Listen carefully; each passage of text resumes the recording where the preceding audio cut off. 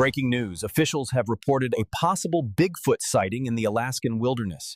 Authorities are urging citizens to stay indoors.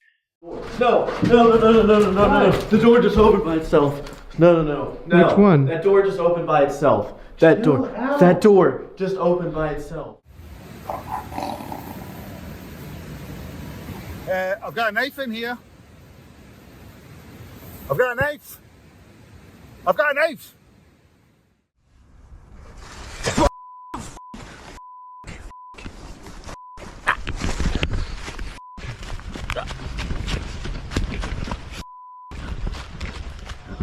Who's out here venturing into the darkness of the wilderness, alone and vulnerable?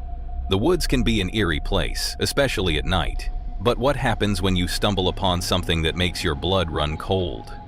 Tonight, we're exploring the 9 most disturbing camping encounters ever caught on camera. These chilling clips will make you question everything about the great outdoors and leave you wondering if you'll ever dare to step into the woods alone again. From unexplained noises to terrifying encounters, these videos will haunt your dreams and make you think twice about who or what is lurking in the shadows. Jake Travis, the adventurous guy behind the Hoggett Project, was out on his latest camping trip in the rugged mountains of Washington State. His plan was simple but exciting. Dive into the wild, capture his experience, and explore strange happenings that seem to lurk in these dense woods. Back out here in the mountains, and I'm thinking of going up to the top there, having a look. If that doesn't work, back in here looks like it's flattening out. Made it to the top. Little did he know, this time he'd find something far scarier than just a quiet night under the stars. The day started like any other. He hiked up the trail toward a spot near a creek running through the woods. The sound of rushing water, the fresh smell of pine trees, and the peace of being alone in nature surrounded him as he looked for the best place to camp, away from other people. He found a small, flat area that seemed perfect. The ground was soft, probably from animals passing through, and the trees were in good spots to hang his tarp. But as he started setting up camp, something felt off.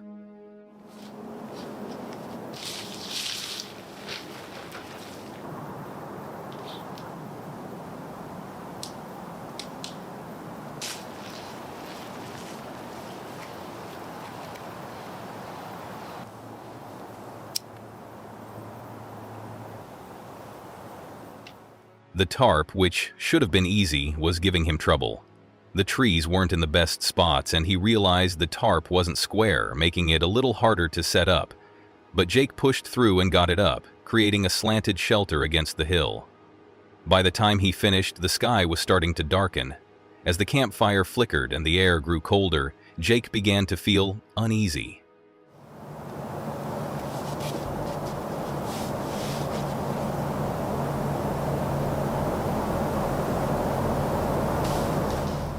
Earlier, he had heard a strange noise, something loud and heavy. Could it have been the wind? An animal? Maybe just a rotting log settling? He wasn't sure.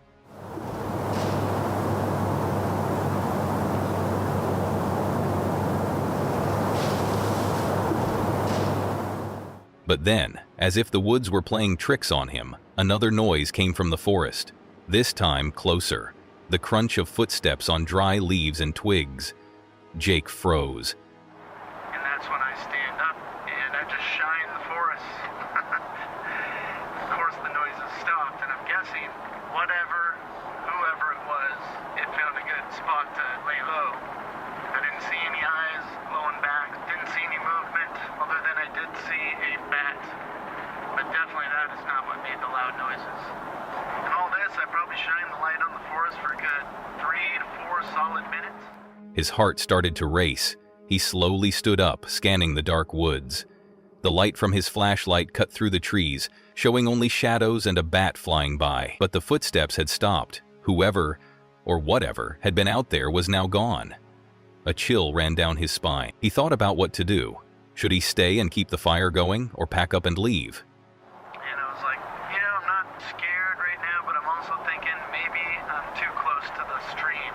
That's going to attract animals coming to get a drink. The creek was too close, and the smell of water might attract animals. But still, the strange noises kept nagging at him. He decided it was time to go. As he packed up, he heard another sound, a heavy crunch, closer to the creek this time. Jake quickly finished packing, his senses on high alert. I think I see something small. Maybe it's like a raccoon or something right there by the water. And as I hit the high beam, this is when I see it. I see something standing there on the side of the road, pretending to be a statue. As he walked to his car, he glanced over his shoulder, half expecting to see something following him. And that's when he saw it. At first, he thought it was just an animal, a raccoon maybe, near the water. Whatever this was, decided it was just going to freeze, and then maybe I wouldn't think it was anything. But as I'm looking in that direction, I'm not even kidding, it looks like somebody dressed up in camo. And they've got their back slightly angled away, I'd say like at a 45 degree. They're standing there about 6 feet tall, looking like a human that I just caught that was probably sneaking up on me. That's all I can think. But when he turned on his headlights, what he saw made him feel cold all over. A figure, standing still. It looked like a person, but something wasn't right. It was positioned oddly, like it was trying to hide in the shadows. The figure was dressed head to toe in camouflage, and the way it stood seemed unnatural. There was no movement, just stillness. Jake's instincts screamed that this wasn't a regular hiker. It was like someone had been following him, trying to stay hidden. That is what happened, and eventually after the 20 seconds, he didn't move, he just kept standing there. So I just pretended like, oh, maybe I didn't see you then. On my way out, periodically I'd turn back, check. Nope, didn't see him, he's gone. And that's that. Very, very strange, and I don't know what the plan was for me. For what felt like forever, Jake kept the headlights on the figure. His mind raced. Should he call out? What if this person meant harm? But after what felt like 20 seconds, the figure still hadn't moved. In that moment, the fear that had been creeping up on him took over. If he confronted it, what would happen next? Would the stranger attack? Jake did the only thing he could think of. He pretended not to see it. He acted like everything was normal and, with his heart pounding, he turned away. But as he drove off, he couldn't shake the feeling of being watched. Every time he glanced in the rearview mirror, the figure was gone. He didn't see it again, but the unease stuck with him long after. The mountains had always been his peaceful escape, but after that night, the woods didn't feel so welcoming anymore. Who had been out there with him, and what did they want? Was it just a lost hiker, or was something darker going on? Jay couldn't stop thinking that the woods were hiding more than he was ready to find. The fear of the unknown stayed with him, and as he drove away from the mountains, he wondered, would it be safe to go back? Or had he just stumbled onto something far scarier than he could have imagined? What do you think? Was it just a person in camouflage? Or is there something more mysterious lurking in the woods? The explorer from YouTube channel Grizzly Gaz makes his way through a dark forest, commenting on how spooky the place looks. His flashlight flickers on and off, adding to the eerie feeling. He jokingly mentions that it's a school night, but it's not unusual for him to be out exploring. I'm in this woodland, and I've heard that pagans come in here to do their rituals. Is that what you want to call it? So I'm looking for, it's a large down tree, and it's around this area somewhere. So I'll have to figure out where that is quickly because we're losing light. As he walks deeper into the woods, he talks about rumors of pagans coming to the area for ceremonies, which makes the adventure feel more mysterious. The explorer is looking for a large fallen tree that's said to be connected to pagan rituals. He finds it, but even before seeing any signs of rituals, the place already feels strange. Despite this, he decides to set up camp near the tree. The camera shows the woods getting darker, and his gear only gives off a little light, making the area feel even spookier. Once his tent is ready, the explorer talks about having dinner, bacon mash, and jokes about his dog, Fendi, causing some trouble. He also mentions how cold it's getting, noting the temperature dropping as night falls. Have you ever lost a pair of trousers? I lost my sausage jack trousers, my brown ones, and I've no idea where I put them. I haven't been anywhere to take them and take them off because I only wear them when I go camping, so I've no idea where I put them. While making his food, he tells a funny story about losing a pair of his camping pants, which adds a bit of humor to the creepy atmosphere. He jokes about needing to buy new pants, keeping the mood light. After dinner, the explorer says that once it gets fully dark, he plans to go for a walk. He talks about how creepy the woods are at night, with only his flashlight lighting the way. As he walks further with Fendi, the woods get even more unsettling. He mentions how hard it is to walk through the woods in the dark, with no clear paths, just animal trails. He hears strange noises, like acorns and leaves falling, which are much louder in the quiet night, making it hard to tell if they're just normal sounds or something spooky. As the night goes on, the explorer starts to feel more uneasy. There's a slight breeze in the air, so there's lots of things just dropping from trees because it's autumn now, so there's conkers and all sorts of stuff dropping out over here in front of me. He hears branches cracking, and, with the wind picking up, the sounds from the trees add to the creepy vibe. He thinks about his previous camping experiences, mentioning that while it was fun, he doesn't like doing extra tasks like chopping wood when he's stuck in a small space with bugs. He keeps walking around and notices the feeling of unease growing. There's a sense that something is off as he hears more noises.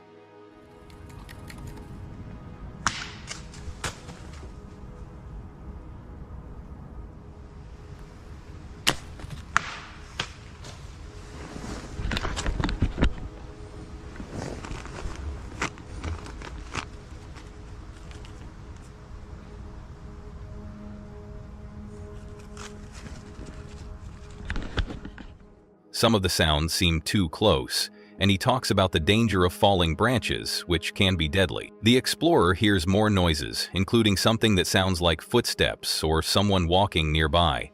His nervousness increases when he realizes that his flashlight is having problems, making everything feel even creepier. He tries to calm Fendi down as the dog is getting more worked up.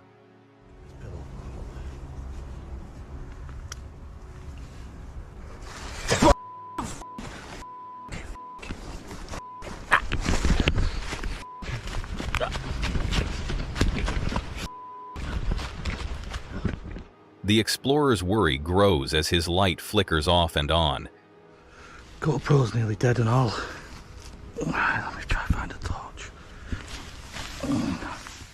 This makes everything feel even more tense. At one point, he mentions that the battery in his GoPro is running low, which adds to his sense of vulnerability. I think best thing to do now is to pack up and get out of here. I don't like being in this tent now, not one bit. I'm going to leave you running to make sure.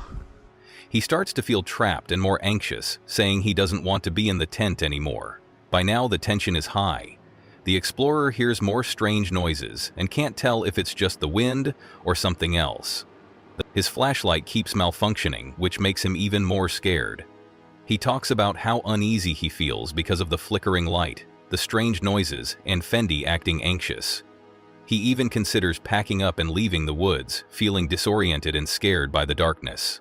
The explorer talks about how things feel even more wrong now, and that he might need to leave the area. His growing panic and the strange sounds are getting stronger. The situation reaches its peak when the explorer hears loud shouting and running noises, as if a large group of people is coming toward his camp. This makes him feel even more exposed and forces him to grab his things quickly. He doesn't want to stay there with those noises getting closer. He hurriedly gathers his gear, leaving behind his tent and some other equipment as he rushes to get out. Wow, what a crazy night that was, eh? When I was packing up, I managed to get my my sleeping bag and everything and get that in my backpack. Then I heard loads and loads of screaming, like shouting from men, and it sounded like there were about 20 or 30 of them. And then they all started running, and it sounded like they were coming towards tent, so I just grabbed my bag and off skis, because my keys were in my bag. His heart races as he realizes the sounds might be close by. In a panic, the explorer leaves the area with Fendi, leaving some camping gear behind. He says that while he's okay with being scared, the thought of losing his equipment makes him more upset. He also notices tears in his tent's cover, which makes him think someone, or something, was messing with his camp. The explorer seems sure that some outside force was trying to make him leave, which makes the mystery of what's going on in the woods even deeper. As the video ends, the explorer is seen running away, still feeling the fear hanging over him. The noise and disturbances in the woods, along with the damaged gear, leave him wondering what really happened that night. The video finishes with a feeling of unease as he reflects on what happened, but without clear answers. Two girls, you might know them from their YouTube channel Camper Vibe, wanting to escape the busy noise of the holiday season, decided to head into the quiet woods of Pluckley, England, a place known not only for its beauty but also for its spooky reputation. Looking for peace and quiet, they set up their tent and got ready for a night under the stars. But this wasn't just any forest. It was one of the most haunted places in the UK. Pluckley, a small village nearby, has the title of Britain's most haunted village. With 14 known ghosts and a strange history of mysterious deaths and disappearances, it's even in the Guinness World Records. If they had looked it up before arriving, they would have known how strange this place was. But they decided to go ahead with their adventure, wanting to ignore the creepy feeling around them. Instead of turning back to go home, the ghosts chose a road on their own. The woods were known for ghost stories, like the ghost of a highwayman who was killed and beheaded in the 18th century. But there were also more recent and disturbing stories about murders and disappearances, which made the place feel even more unsettling. As night fell, the girls, with a ukulele, a campfire, and a simple dinner of meatballs and pasta, tried to relax. But the forest had other plans. The peaceful sounds of the forest quickly changed to odd noises. Honestly, I've never known a woods with so many strange noises. It's not just your normal birds and stuff and planes. There's a lot of planes. There's like this weird... I don't really know how to describe it, but burn out in a bit, sit here and enjoy a fire for a little while and then head to bed. The hammock's really comfy, thank God, so I should sleep well, I would think. Where's my big bean? What was that noise? Footsteps, movement near their tent.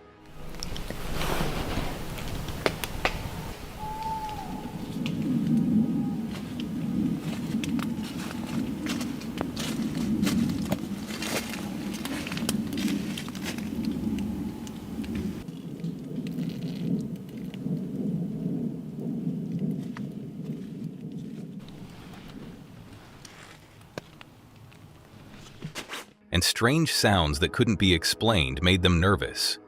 It wasn't just animals, something else, something human, seemed to be lurking in the dark. What the f*** was that? I don't want to turn the light on because I'm pretty convinced there's been a person or persons. What the fuck? I've never wanted the morning to come as much as I do right now. The fear grew, making it hard to ignore the fact that they might not be alone. They tried to cheer themselves up with jokes and enjoyed their simple meal, but the atmosphere felt tense. As the night went on, it only got worse. What started as weird noises turned into clear footsteps around their camp, walking back and forth all night. The girls were too scared to turn on their flashlights or check, so they stayed in fear and uncertainty. Was it a lost hiker, or something far worse? As each hour passed, they felt more and more anxious, and by morning, neither of them had slept. The frightening feeling from the night stayed with them, but when morning came, they pushed themselves to continue. They grabbed their cameras, packed up their stuff, and headed out to explore. Along the way, they made an odd discovery, an old Bedford truck sitting all alone in the middle of the woods. They had no idea how it got there, but it seemed like the kind of place someone might hide from the strange happenings around them. They also learned that this very forest, called Screaming Wood, was one of the most famous for paranormal activity. Stories said that screams could be heard in the woods at night, scaring anyone who went too far in. They also heard stories about a monk, always mourning the death of his lover, still wandering the woods. Was it these kinds of ghosts that made the air feel so creepy? That night, their dinner was a bit fancier: steak, chips, mushrooms, and sweet corn. They tried to ignore the unsettling noises, focusing on their meal and each other, but the quiet that often fell over the woods was enough to make anyone feel uneasy. Even as they settled in for another night, knowing the haunted history of the place, they still felt scared. The wind picked up and the trees creaked. The air was still, and the deer they had heard earlier now seemed eerily quiet. Then the strange noises came again. Footsteps, slow and steady, walking around their camp. But this time, they were too scared to look. Was it something supernatural, or just their nerves getting the best of them in such an eerie place? In the end, the night passed without anything else scary happening, but the strange sounds and ghost stories stayed in their minds long after the fire went out. It was definitely the most haunted camping trip they'd ever had, and even though they didn't believe in ghosts, they couldn't shake the feeling that something, or someone, was out there watching them in the cold, quiet woods. This wasn't just a camping trip. It was an adventure into the unknown, a place where history, ghost stories, and spooky experiences all came together for a memorable, though scary, night. The girls may have walked away with more questions than answers, but one thing was clear: they'd never forget their night in Pluckley's haunted woods. Tom, a 26-year-old app developer from Essex, recently started a new channel, Thomas Locke, for IRL vlogs, where he shares his outdoor adventures and personal life with his viewers. I hope that's how it ends up working out. I've just come back from a really heavy leg day at the gym. I'm still like sweating like mad. It took half an hour longer than I expected it to, so I am leaving for this wild camp. In this video, he's going on a solo wild camping trip even though he's running behind. After a tough leg day at the gym, Tom is already feeling tired and sweaty, but he's determined to make it work. He's late to leave and the sun will set in about 40 minutes. He still needs to drive for 20 minutes and walk another 20 to reach his camping spot. He's cutting it close, but that won't stop him. While driving, the sunset light reflecting off the car makes everything feel magical, and he gets more excited about the trip. He jokes that he'll be at a feast for the mosquitoes tonight since he's covered in sweat, but it doesn't stop him. Tom wasn't planning to camp at this spot originally, but since he's running out of time, he picks a closer location. When he parks, he sees his dog Aerie loving the open field, running around happily. This lifts Tom's spirits, as he's still feeling the pressure of being late. The path to the camp is overgrown, and Tom isn't quite ready for it. There are nettles and thorns scratching his legs, and he realizes he should have worn long pants. After struggling through the thick brush, he stops to change into the right gear. Once he's ready, the trail becomes more manageable, and he feels a bit better. It's quiet though, and as he walks, he hears the faint sound of a tractor nearby.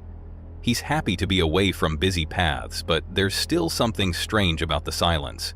As Tom moves deeper into the woods, something feels off. He can't shake the feeling that he's trespassing, not legally, but in a spiritual sense.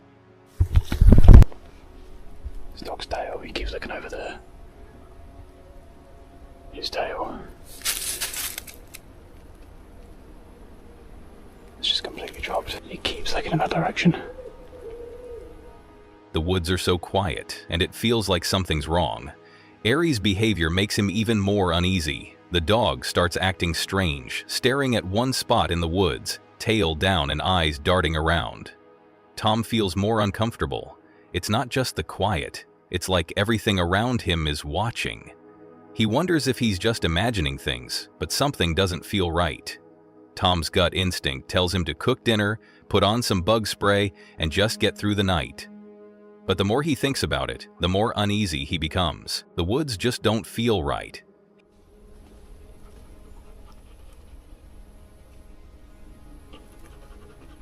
Just birds, mate, just birds. Yep.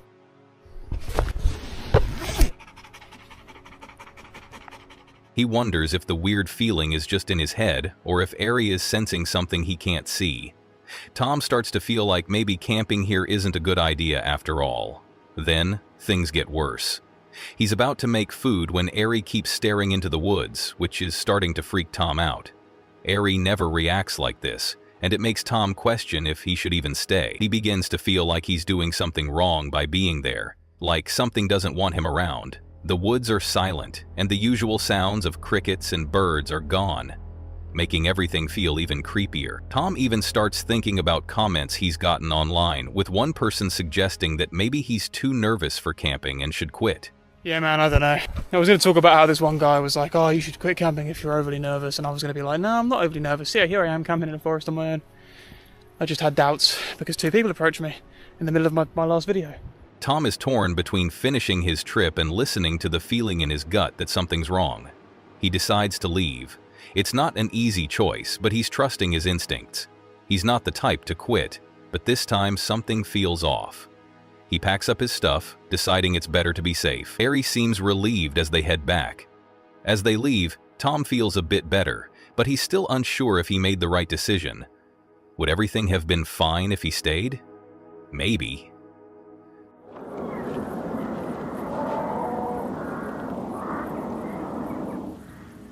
But just as he's thinking about it, something strange happens. Out of nowhere, he hears a loud noise from the woods that makes the hairs on the back of his neck stand up. It doesn't sound like any animal or person he knows. His heart races and his voice drops, filled with fear. You won't have heard that because I've got my mic on me.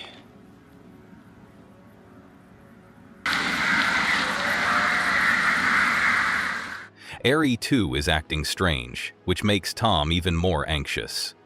Now Tom is completely sure that leaving was the right call. The strange noise and the weird vibe in the woods confirm that it wasn't a place he should have stayed.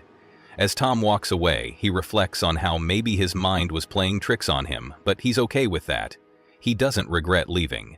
In the last moments of the video, Tom's voice becomes quieter and more serious. He thinks about how leaving doesn't feel like failure, it feels like survival. As he walks away, the video shows him glancing back at the woods one last time.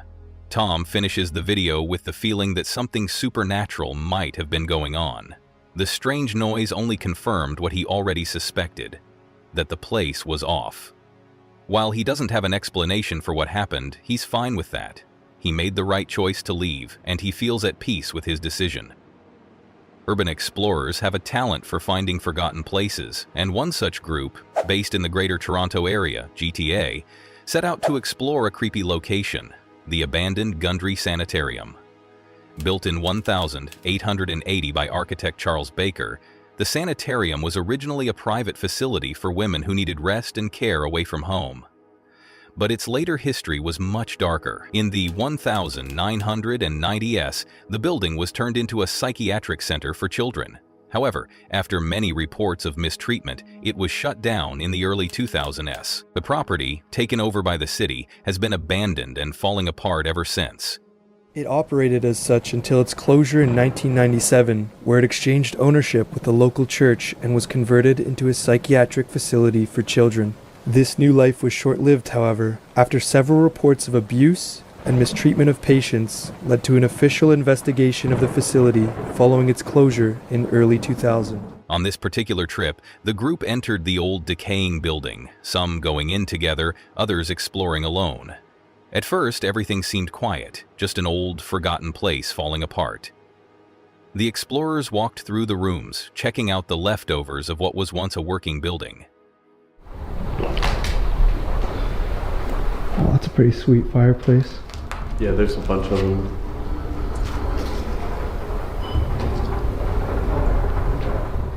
They found old fireplaces, broken windows, and a strange level of damage. The walls had stories to tell. Peeling paint, abandoned furniture, and signs of a past life scattered across the rooms. But as the group explored deeper, the unsettling feeling in the sanitarium started to grow. No. The door just opened by itself. No. Which one? That door just opened by itself. That door just opened by itself. One of the explorers, Dan, found something strange. A door in a particular room opened by itself.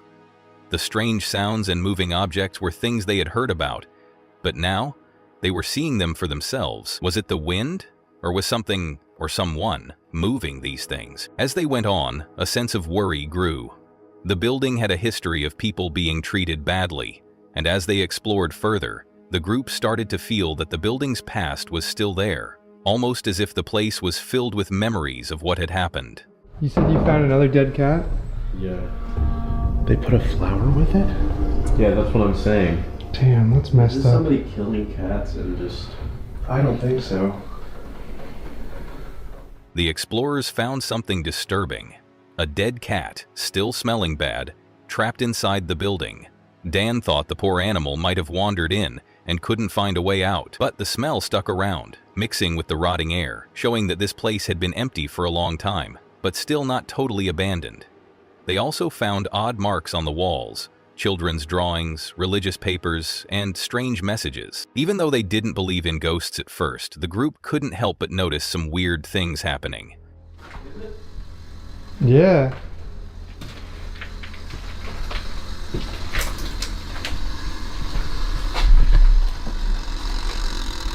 Oh no, it's a timer. What the?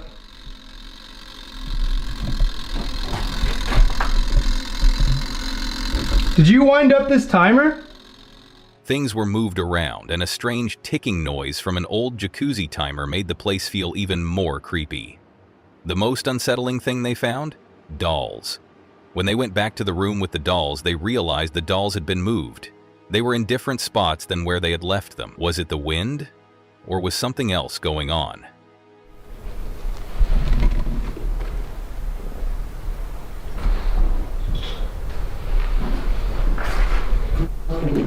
As the group kept exploring, they found another room where the door opened on its own again. It was like something, or someone, was behind it, pulling the door open. The cold air, strange noises, and the feeling of being watched made them uneasy. They pushed on, trying to figure out what was happening. In one of the last moments, they went into the basement and found more strange signs. Look at the old pipework.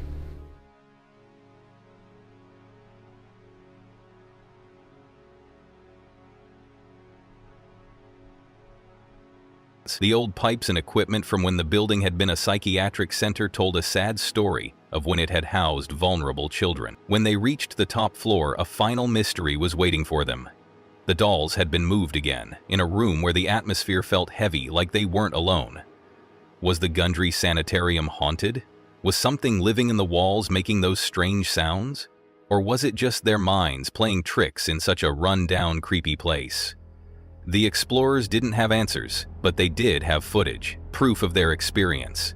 Strange moments caught on camera that they couldn't explain. In the end, the haunted sanitarium stayed as it was, forgotten, falling apart, and full of mystery. What happened to the children who were there? What forces still lurk in the shadows? Maybe some questions are better left unanswered. But one thing's for sure, the Gundry Sanitarium will keep haunting the minds of those brave enough to explore its abandoned halls. Nathan had been a self-proclaimed armchair survivalist for many years, but 2022 was the year he decided to take his skills outdoors and try them out in the wilds of Scotland. His first winter camp of the year was bound to be interesting. Armed with a knife, a sleeping bag, and the usual gear, he was ready to face whatever the wilderness threw at him. Hi guys, welcome back to Under the Weather. First winter camp of 2022. Gonna have a wee camp overnight. Get a fire going, cook up some chicken wings I hope, and gonna cook with alcohol for the first time, so stay around and see how that goes.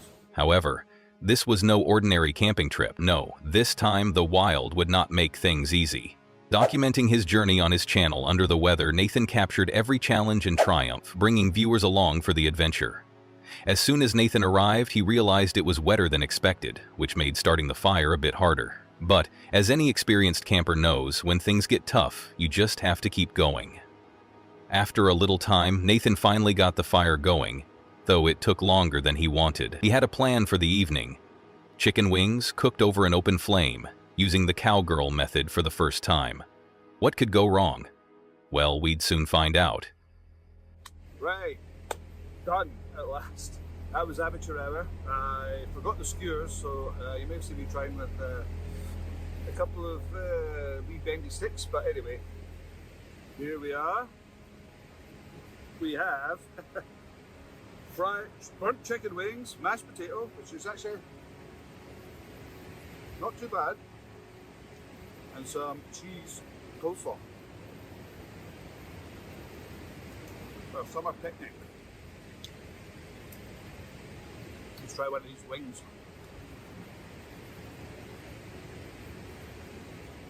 Next, it was time to try out his new sleeping bag. Nathan had brought along a fine nature hike sleeping bag designed for winter camping. He unwrapped it and hoped it would keep him warm as promised. When he opened it, he joked that it would magically expand like the TARDIS and keep him cozy for the night. Right, I think that's me ready to settle in. Trying out the new bag, which is pretty cozy. I think I'm actually going to be too hot.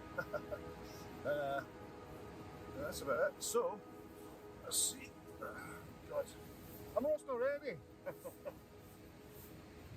Oh, feels good. Oh, that feels good. A bit too hot, but right. So I think I'm going to go to sleep.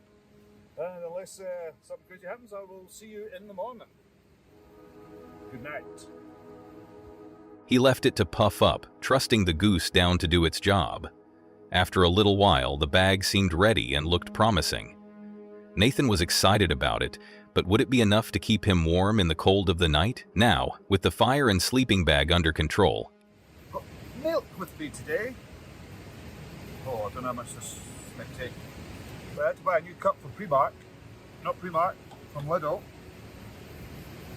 Not sure how much liquid it can take. Turn. Turn, yeah, bugger. Right. May I drink it then? It was time for the coffee. Nathan pulled out a new cup from Lidl, not from Primark, he made sure to point out, and got ready to brew. There was just one small problem. He couldn't figure out how to close the lid properly. After a few tries, he finally got his coffee ready, though some milk had spilled and it was a little frustrating. It was a small issue, but it added to the challenges of the night. Then came the moment Nathan had been waiting for. Cooking the chicken wings. The fire was going, the chicken was seasoned, but there was one problem. Nathan forgot the skewers. No problem though, improvising was key in the wild, so he grabbed a couple of bendy sticks, and that would have to do. The chicken wings were placed over the flames, and after a little work, Nathan ended up with what could only be called fried burnt chicken wings. It wasn't a gourmet meal, but it was edible, and surprisingly, it tasted good once he added a lot of Tabasco sauce. A side of mashed potatoes and coleslaw completed the meal, which wasn't too bad, considering the situation. And as funny as it may seem, basing the chicken with Tabasco sauce, that's heaven. And the only food descriptive in the word donut. By this point, night was falling, and it was clear that things wouldn't be getting any easier. The outside world was wet and muddy, and though it wasn't raining, everything was damp. Nathan decided it was time to retreat to his tent. With the sound of a nearby waterfall as the only background noise, he settled in, book in hand, and started to relax. Until his mind began to play tricks on him. The wind picked up, and it was then that he heard something strange. At first, it was a distant sound.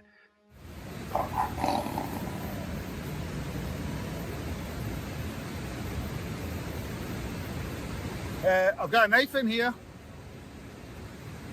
I've got a knife. I've got a knife.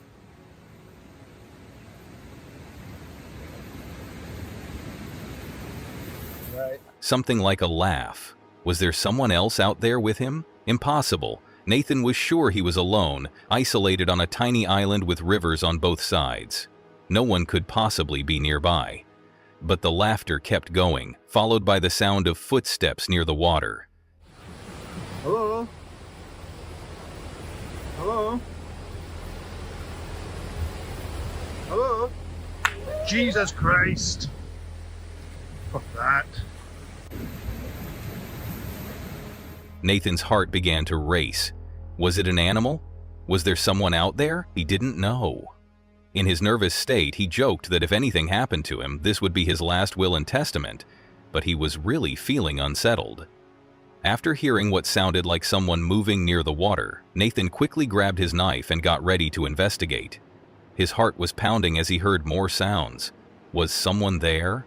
Or was it just his mind playing tricks on him? He didn't want to find out, so he quickly ran back into the tent, trying to convince himself it was just the wind or something natural. He eventually managed to fall asleep, but not without a lingering sense of worry. When morning came, bringing sunlight and some relief, Nathan decided to check outside. Thankfully, the strange noises hadn't been caused by any dangerous visitors, though his fire had long since gone out because of the wet conditions. Everything looked the same, wet, cold, and a little less magical than he had hoped. But Nathan was ready with some modern fire-starting methods, and soon he had a small fire going again. He thought briefly about the night, the strange noises, the mistakes, and the small wins. He hadn't expected it to be easy, but this was all part of the adventure. There were still lessons to be learned, and the day was just beginning. Packing up his gear and taking one last look at the wilderness around him, Nathan couldn't help but feel proud. The wilderness had thrown everything it could at him: wet weather, tough fires, an eerie night, and even a mistake with the chicken wings. But he had made it, and he'd learned something new along the way. Before leaving, he gave a quick shout-out to viewers. "Like and subscribe if you can, I really appreciate it." And with that, Nathan signed off, ready to head back to civilization, knowing he'd be back again for more wild adventures in the future. And as always, the team at Under the Weather promised to return, eager for the next challenge. The video from the YouTube channel Grizzly Gaz begins with the host and their dog Fendi setting off to explore an old ruined church that still has its tall tower, along with a forgotten graveyard that is said to be haunted.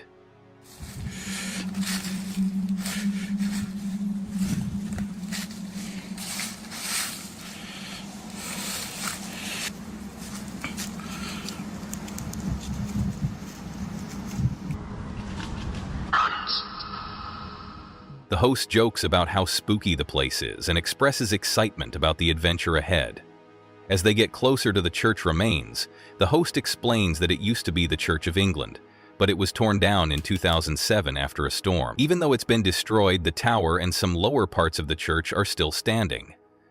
I'm here in Stony Royd Cemetery to try and find an old church that's been demolished, but there's still a spire left, and also a forgotten graveyard that's apparently haunted. So come on, let's go find it. The host shares their interest in Gothic buildings, pointing out the old stone walls and fancy details, including the tile floor that is still there inside the church. They wonder about the church's design and ask viewers to share their thoughts, especially about the weep holes on the outside. They mention that the church might have been used by people who didn't follow the main church's teachings, and that the site is now closed to the public. The host then heads to the forgotten graveyard, showing graves and tombs that have been covered by leaves and time. So this is the forgotten graveyard up here, and these are all the forgotten graves. They mention that the cemetery has stones remembering those buried there. The host talks about the eerie feeling in the air, mentioning church bells and a notice that the cemetery is closing. As they explore, the host shares some history of the place. They explain that Christopher Rawson's mansion was built there in 1764, and in 1860, the land was bought by the Halifax Corporation. They tore down the mansion and built a fever hospital that had 2 churches and 2 graveyards, one for the Church of England and one for people who didn't belong to it. The host describes how thousands of bodies were moved from 3 different churches to Stony Royd Cemetery, where the remains of over 3,000 people were relocated. They reflect on how these people were moved and forgotten, adding to the spooky vibe of the cemetery. The host mentions the legend of a lady in white who is said to haunt the woods, building even more suspense. There's a lady in white here. As it starts getting dark, the host sets up a tent near the vault and plans to stay overnight. There it is. There's a setup. Seat summit, comfort light pad, the Nature Hike CW 400 sleeping pad, that's Fendi's Seat summit pad, Trekology pillow. They joke about their camping gear, like the sleeping pad and pillow, and remind themselves to keep the tent zipped to keep bugs out. While setting up, the host points out that Fendi is acting strangely, which adds to the creepy atmosphere. Setting up the tent gives a break from the tension, with a nice view of Halifax in the background.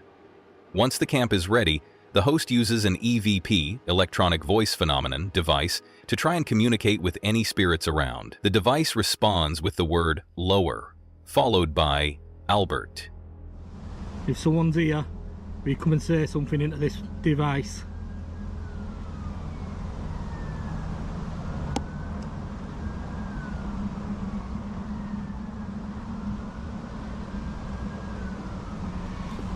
Lower. Lower? The host is curious and asks if Albert is there. Fendi, who has been acting odd, runs under a structure, which makes everything feel even spookier. The host jokes about it, but strange things are starting to happen. As night falls, the host walks deeper into the graveyard with Fendi, using a GoPro to record. They're unsure about the footage in the dark, but they're determined to keep exploring. They find a dark and spooky part of the site, where they hear strange noises and see shadows that might be from ghosts.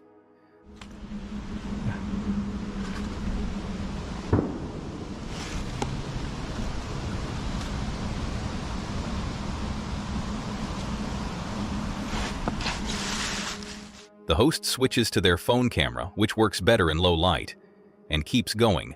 The camera catches an unsettling image of something that looks like a person inside the church ruins. The mood gets more tense with creepy sounds and moments of fear. Can maybe have a look inside here.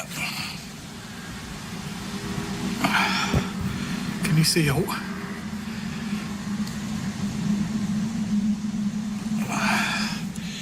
At one point, the host finds a disturbing image of a cat in a pet cemetery and jokes about the movie Pet Sematary. This makes everything feel even creepier, and the host mentions that they might need to leave soon before things get even weirder. They keep exploring, focusing on the spooky church tower and the haunting stained glass in the moonlight. The mystery deepens as the host comments on the beauty of the place, even though it feels eerie. As the night goes on, the host has a strange moment when they see something they describe as a strange little creature. It's hard to tell if it's an animal or something else, but the host is a little shaken. Fendi seems to sense something too, but the host reassures the viewers, saying that they have their dog for protection. They're relieved when the exploration for the night ends, but the feeling of tension still lingers, leaving the door open for more spooky events. The video switches to the next morning, with the host waking up around 6:30 a.m. as the sun starts to rise. They think back on the experience, noting that nothing especially paranormal happened during the night, though the atmosphere was still unsettling. They joke about their camping gear, including a comfy sleeping bag, and share a funny moment with Fendi. The host says that nothing supernatural happened, but they still feel the thrill of the eerie adventure.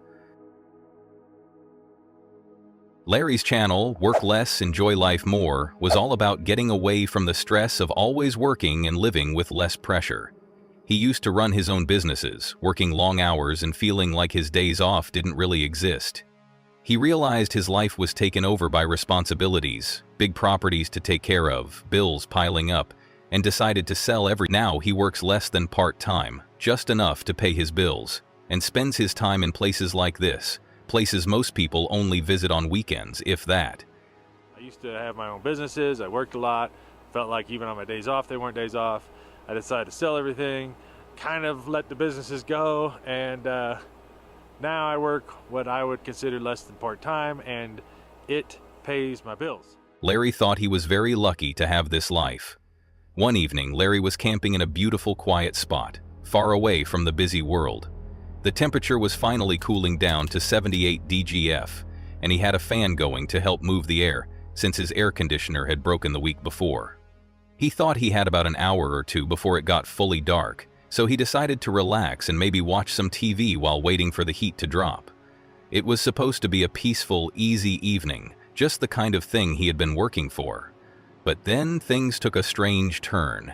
While he was getting comfortable, the normal sounds of nature around him started to change. The calm noise of the wilderness was broken by something unusual. A sound outside.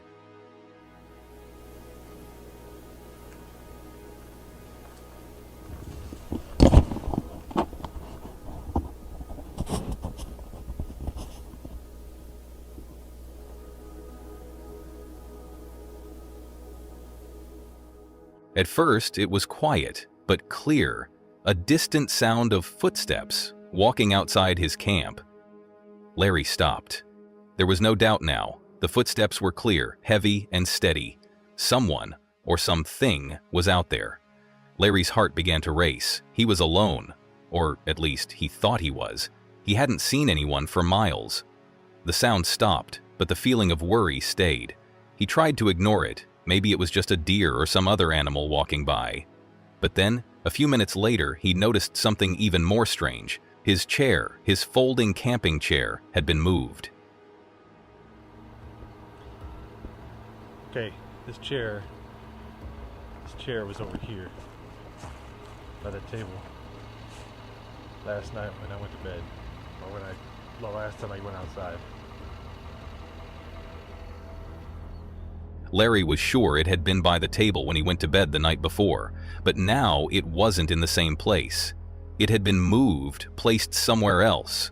His eyes moved to it. That didn't feel right. Who would have moved it? Larry's mind began to race, trying to figure out what was happening. Maybe it was just the wind. Maybe the ground shifted, but the thought of someone, or something, being out here with him in the middle of nowhere made him uneasy. He took a deep breath and decided to go outside. He was still hoping it was just a strange accident, that there was an easy explanation.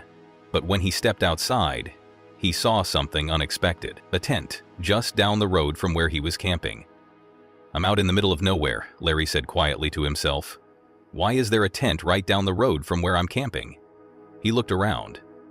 He had been in this spot for a while and hadn't seen anyone or anything for miles. So, where did this tent come from? Larry's feeling of worry grew. He decided to walk toward the road, his senses on high alert. As he got closer, something even stranger caught his eye.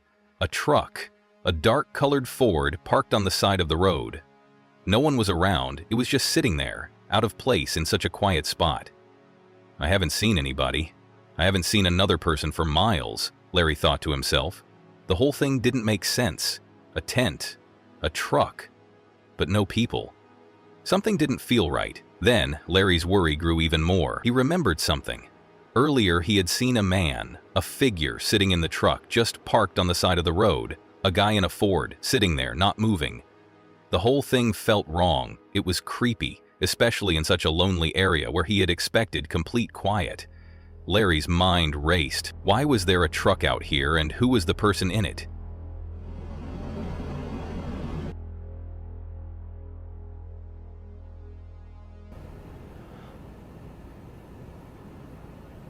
I'm out in the middle of nowhere.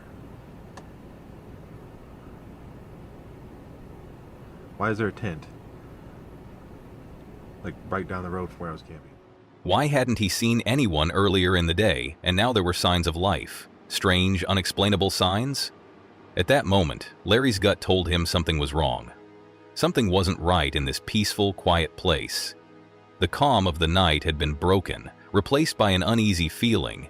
He wasn't just camping anymore, he was starting to feel like someone was watching him. He spoke to the camera, trying to make light of the situation, but his voice had a nervous edge to it.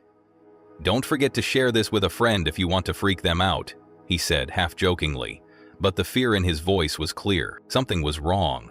Larry felt it deep down. He wasn't alone out here. But who, or what, was out there with him? Was it just a strange accident? Or had he found something much darker than he had imagined? As he stood there, questioning everything, Larry couldn't shake the feeling that he was being pulled into a mystery he wasn't ready for. He had come out here for peace and quiet, but now the woods felt strange, even dangerous. The calm night that had seemed so peaceful just hours ago now felt like the quiet before a storm. What do you think? Was it just a strange coincidence? Or was there something more horrible at work in that quiet part of the wilderness? And who was the man in the truck? Larry might never know, but for now, the mystery remains. Steve Wallace starts the video by talking about his plan to visit the place where there was a famous Bigfoot Sasquatch sighting on Mica Mountain. Even though he doesn't really believe in Bigfoot, he's doing this to follow the requests from his viewers. He drives up the logging road in his old 1997 Toyota Corolla, trying to get as close as possible to the spot where someone named William Rowe saw something strange back in 1955. Steve says he's more worried about running into bears, especially black bears, because the area is known for wildlife, mostly bears. He takes steps to stay safe, like bringing bear spray and Moose's whistle. When he gets to their camping spot, Steve comments on how nice the place is, but there are lots of mosquitoes. Now this is a beautiful spot. The mosquitoes are horrendous. That's about the worst that I've seen them on this trip so far. So first things first is I'll get this thermosol going, and that should kill the ones in this vicinity. Then I can set up our little rain tent. To keep the bugs away, he sets up a thermocell, which he says should help clear them out. He then sets up a small rain shelter to keep them dry since the weather forecast says it might rain. He also mentions that there's proof of bears in the area, some blueberries have been eaten by animals, but he plans to keep food away from their tent so they don't attract any bears. His main worry is not surprising the animals and making sure they don't come near their camp. While setting up camp, Steve gets annoyed with the new Coleman 8-person tent he bought. Unlike his usual pop-up tent, this one takes more time and effort to set up, and it takes almost an hour to get it ready. Even though he's frustrated, he stays in a good mood and jokes about how much he misses his old, easy-to-set-up gear. Steve talks about how different ground types can make setting up tents hard, as sometimes the ground is too soft or hard, making the tent unstable. Steve also shares the story of the Bigfoot sighting in the area, especially the 1955 report by William Rowe, who said he saw something like Sasquatch near the top of Mica Mountain. Even though Steve still doesn't believe in Bigfoot, he knows some people do. He humorously says that he's more worried about a bear showing up than Bigfoot. As night falls, Steve starts a fire with wet wood, lighter fluid, and kerosene, joking that wet firewood is one of the hardest things to light. He also talks about how he's curious about the possibility of meeting something strange, even though he doesn't expect anything to happen. As rain starts to fall, he tries a tree knock. That clear sky turned into rain pretty quick, actually. The can of chili is still turning into food over there by the fire. And no sign of anything out here so far. Really, I've been camping out here kind of in this area for years now, on the order of. Where people tap a tree with a stick to see if they can get a response from Bigfoot. He tries it a few times but doesn't hear anything. He's not sure if he's doing it at the wrong time or place or if he just needs a better stick. Later, Steve admits that he's not really expecting anything but is still enjoying the camping trip. He heats up a can of chili by the fire, making Frito pie with corn chips, cheese, and chili. He says it's easy to make and something he should do more often. Steve thanks his viewers for their support, especially those who've sent beer donation gifts to help fund his trips. He talks about how his job as a furnace repairman has its ups and downs, and the donations help him keep making these videos. He also mentions that he forgot to bring his own drink, but will open one soon. As the night goes on, Steve becomes more thoughtful, mentioning the clear sky and how beautiful the Milky Way looks. The stars tonight are ferocious. The Milky Way is actually overhead going full Monty right now, like horizon to horizon. It's just incredible. I'm going to try and snap some stills of that because I can't get it on film. He wonders if animals act differently on nights without the moon, thinking they might stay quiet because it's so dark. Even though the sky is peaceful, the rain starts falling again, and he keeps working on his meal. He hasn't heard or seen anything strange, but he stays cautious, always looking around. Around 11 p.m., Steve decides to try tapping a tree again to see if he gets a response. Still, nothing happens. He laughs at himself, saying he probably needs a better stick and that Bigfoot hunting is just a game of chance. He decides to relax and enjoy his Frito pie, even as the rain keeps falling. At some point during the night, Steve hears noises outside the tent. He quickly grabs his air horn, bear spray, and knife, ready to defend himself if needed.